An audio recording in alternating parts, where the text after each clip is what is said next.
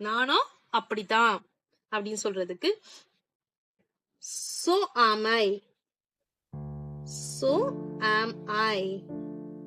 நானும் அப்படித்தான். நான் எழுதினேன். நான் எழுதினேன் அப்படின்றதுக்கு இங்கிலீஷ்ல எப்படி சொல்லலாம் பாத்தீங்கன்னா I, நான்றதுக்கு I, எழுதினேன் அப்படின்னா பாஸ்ட் டென்ஸ்ல சொல்றாங்க, இறந்த காலத்துல சொல்றாங்க. அப்போ I wrote. ஓகேங்களா? நெக்ஸ்ட் நான் குடித்தேன். நான் குடித்தேன் அப்படின்றதுக்கு எப்படி சொல்லலாம் பாத்தீங்கன்னா I drank. I drank. நான் குடித்தேன். நெக்ஸ்ட் ஒன், அவ்வளவு மோசம் இல்லை. அது ரொம்ப அவ்வளவு மோசமாலாம் இல்லையே அப்படின்னு சொல்றதுக்கு not bad. not bad.